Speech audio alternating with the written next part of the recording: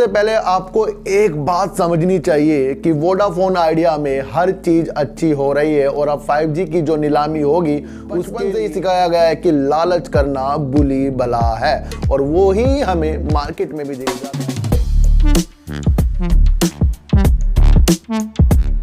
नमस्कार और आज बात करते हैं सर वोडाफोन आइडिया की, क्योंकि वोडाफोन आइडिया ने इतनी अच्छी न्यूज आने के बाद भी गिरावट कर दी है और सबकी नजरों में वोडाफोन आइडिया आज निगेटिव तौर पर दिख रहा होगा।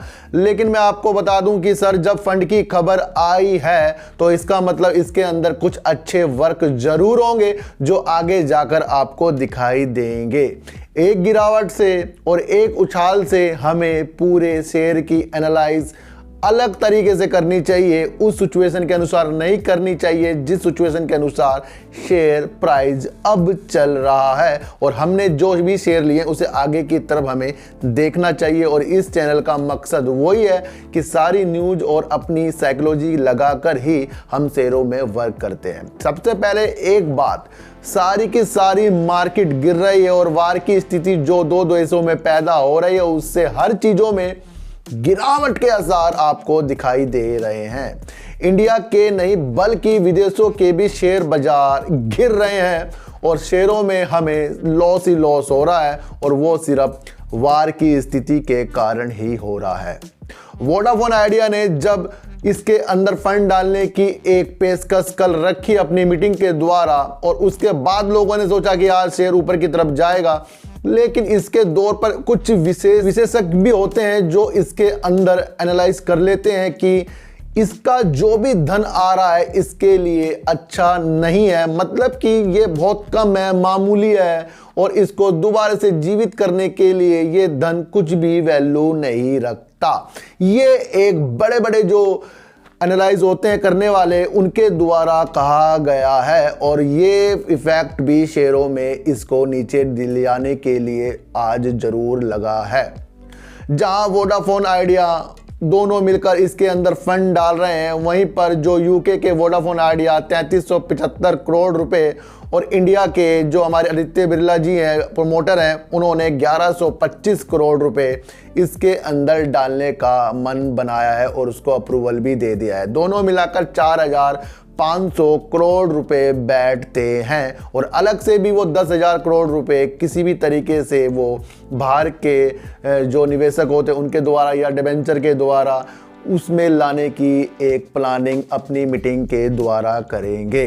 सबसे पहले आपको एक बात समझनी चाहिए कि वोडाफोन आइडिया में हर चीज अच्छी हो रही है और अब 5G की जो नीलामी होगी उसके लिए इसे अच्छा बताया गया है कि बेहतर स्थिति में वोडाफोन आइडिया आ गया है।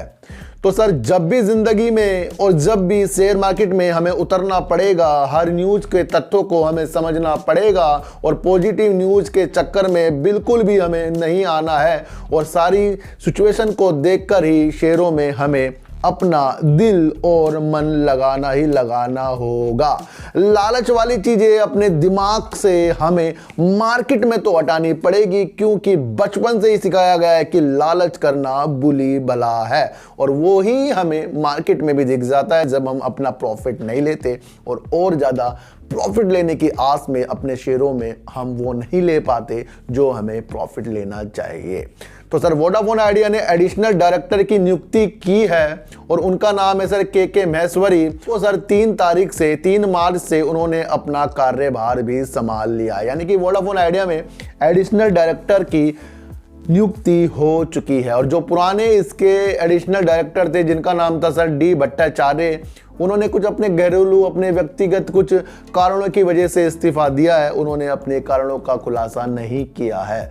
जब कोई इस्तीफा देता है सर तो मैं आपको एक चीज़ बता दूं कि ये भी निगेटिव की तौर पर मार्केट में दिख जाता है कि एडिशनल डायरेक्टर ने इसका इस्तीफा दे दिया, अचानक दे दिया, शेयर पहले ही गिर रहा है और उसके दौर पर आप उसे और जोड़ लेते हैं, निगेटिव पन में ले लेते हैं। लेकिन उसके बाद आपको ये भी देखना चाहिए कि दूसरे एडिशनल डायरेक्टर की भी नियुक्ति वोडाफोन आइडिया के द्वारा कर दी गई है जो आपको उनसे अच्छा काम करके शायद दिखा दे। मैं आपको एक चीज़ बताता हूँ, जब भी कुछ चीज़ें चेंज होगी ना तो वो तभी होंगी जब हम उसके अंदर अच्छा काम नहीं करते या हम उसे अच्छा काम करते हुए नहीं देख पाते।